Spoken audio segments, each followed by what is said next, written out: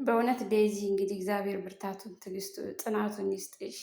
እናትሽንም ነፍሷን በአጸደ ገነት ያኑርልን። በእውነት የእድሜ ልክ ጸጸት ሳናስባት የምናጠፋት አጉል ነገር በእውነት በጣም ዋጋ ታስከፍለናለች እና እግዚአብሔር ብርታቱን ጽናቱን ይስጥሽ። ለእናታችንም ነፍሷን ይማረው ማለት ነው። ሰላም ጤና ይስጥልኝ። ውድና የተከበራችሁ የቻናል ቤተሰቦች እንዴት ናችሁ? ደህና ናችሁ? ከኔ ጋር ያለው እግዚአብሔር ይመስገን።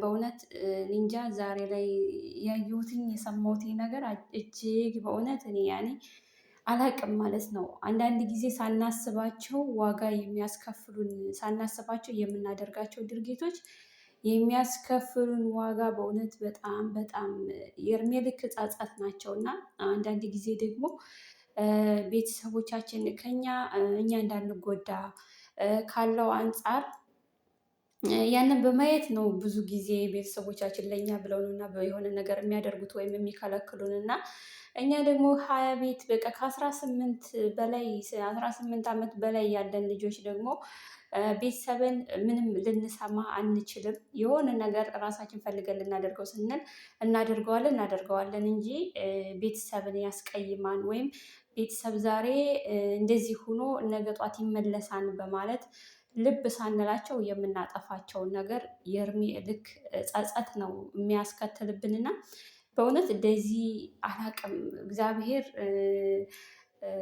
ያበርታሽ፣ እግዚአብሔር ያጽናሽ፣ እናታችንንም ነፍሷን ይማረው። በእውነት እውነት ከሆነ ውሸት በሆነ ብዬ ተመኘው። ምክንያቱም እች ልጅ ነፍሰ ጡር ናት። ደግሞ የእግዚአብሔር ስራ የእግዚአብሔር አንዳንድ ጊዜ ፈተናዎችን ሊያመጣ ሲል የሆነ ነገር እንትን አለው እና አሁን ይቺ ልጅ እንግዲህ ከወር በላይ እንግዲህ አሌክስ ጋር ነው የነበረችው።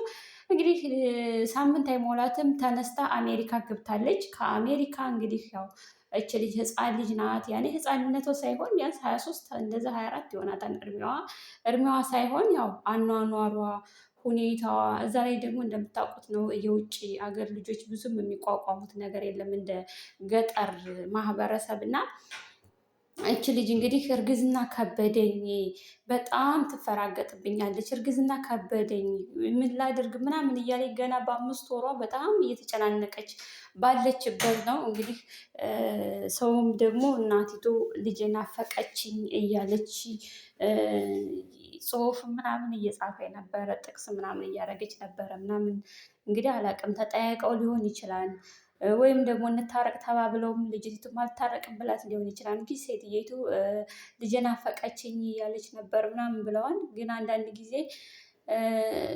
እኔ እግዚአብሔርን ምንም የሆነ ዝብርቅ ያለ ስሜት የሚሰማችው ነገር የለም። እንደዛ ነው የሆንኩትኝ። አምላኬ ወይ ውሸት በሆነ ነው ያልኩት። ምክንያቱም ይቺ ልጅ ወልዳ እናትነትን ስታይ የልጅን ስሜት ስታዩ የእናትነትን ስሜት ስታዩ በእውነት ራሷ ቀድማ ነበር እናቷን ሄዳ እናቴ ይቅር በይ ብላ እናቷን ይቅርታ የምትጠይቃትኝ እና ዛሬ ግን ተቀደመች። እግዚአብሔርን በቃ እኔ እንጃ አላውቅም። የእድሜ ልክ ጸጸት አለ አይደለ? ምነው ይሄንን ነገር ባላደረኩት ብላችሁ የምትጸጸቱበት ነገር እግዚአብሔር ከእንደዚህ አይነት ነገር ይሰውረን። እመቤቴን ነው የምላቸው። እኔ አላውቅም እና እንደዚህ የዴዚ እናት ሞተች ምናምን ብለው ሲለቀውትኝ የዩቲዩብ እንትን ሲመጣልኝ ኧረ ሰው ጤና የለውም እንዲ ምናምን ያደርጉት ውሸት አለ አይደለ? ልጅቲቱ ከልጅቲቱ አንዳንድ ጥላት አይጠፋምና የአንዳንድ ጥላቻ የአንዳንድ ሰዎች ጥላቻ አውቀው ሊያስደነግጧት ምናምን እንደዛ ነው የመሰለኝና አሁን ግን በኤፍቢም በዩቲዩብም በየሁሉም ሶሻል ሚዲያ ላይ እየለቀቁት ነው ያሉትኝ። ግን አንዳንድ ጊዜ ደግሞ የሶሻል ሚዲያ ሰው መሆን በጣም ከባድ ነው። በጣም ለምን እቺ ልጅ አንደኛ ብቻዋን ናት ያለችው፣ ሁለተኛ ነፍሰ ጡር ናትኝ፣ ማንም የላትም። ብቻዋን ባለችበት ሶሻል ሚዲያ ትጠቀማለች፣ ሌላ የምትጠቀመው ነገር የላትም። ግን አሁን ሰው ምንድን ነው ላይቭ ካለ ሰው ላይ ገዝት ተገብቶ የዴዚ እናት አረፈች እንደዚህ የሚባል ነገር በእውነት አንዳንድ ጊዜ አስተሳሰብ ቢኖረን ዛሬ የራሳችንን ተቀዳድመን ማንም እንዳይቀድመን ብለን የራሳችንን ተቀዳድመን ከመናገራችን በፊት ያ ቃል ከመውጣቱ በፊት ማን አለ ምንም ቢሆን እኮ ልጇን እናቷ ናት ማለት ነው። እች ልጅ ዛሬ ላይ ወጣት ስለሆነች ፍቅር ልቧን ስለሸፈነው እናቷን አልፈልግም ብላ ሊሆን ይችላል። ግን ደግሞ ይች ልጅ ይሰማታል ማለት ነው። በእውነት ማን ያውቃል? የእሷንስ የውስጧንስ ማን ያውቃል?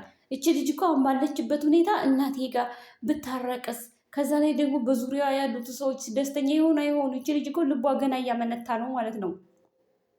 ግን እግዚአብሔር ልቦና አይስጠን። አንዳንድ ጊዜ ታዋቂ መሆን የሶሻል ሚዲያ ሰው መሆን በጣም ከባድ ነው። በእውነት በጣም ከባድ ነው። እንዴት እንደዚህ ይደረጋል? ልጅቲቱ ያለችበት ሁኔታ እየታወቀ በየሶሻል ሚዲያ እንዳለ ሶሻል ሚዲያው እኮ የተጠለቀለቀው ከእሷ ፎቶ ጋር እያቀነባበሩ ማለት ነው። እና አንዳንድ ጊዜ ሳናስበው የምናደርጋቸው ነገሮች በእውነት ለእኛም ለህይወታችንም ለሌሎች ህይወትም ሰዎች ህይወትም ብንጠነቀቅ ብዬ በእውነት በጣም እጅግ አሳስባለሁ ማለት ነው። እስከዚህ ድረስ መሮጥ የለብንም። ረጋ ብለን ማጣራት አለብን። እቺ ሴት ባልሞተችስ? አልሞተች ቢሆንስ? እቺ ሴት አልሞተች ቢሆንስ? አስባችሁታል? ይሁ እግዚአብሔርን አንዳንድ ጊዜ የምን በቃ ሌላ ሰው ልንጣላ እንችላለን፣ ግን እናትን መጣላት እናትን ማስቀየም አስባችሁታል? ልጅ ዛሬ ላይ ወልዳ እናትነትን ስታስበው እናቷን አስቀይማ ለአመታት እናቷን አስቀይማ እናቷ ጋር ሳትገናኝ በቃ እስር ብላ ልጅ ምንም የምታውቅ ልጅ አይደለችም።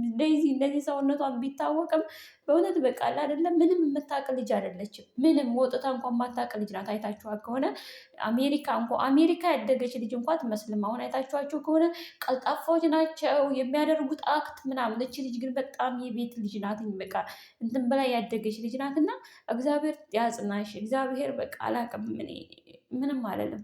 አንዳንድ ጊዜ ደግሞ እግዚአብሔር ሲፈትን ብቻዋን ቢያንስ እሱ ጋር እንኳ ብትሆን እሱ የሆነ ነገር ያጽናናታል፣ ከጎኗ ይሆንላታል።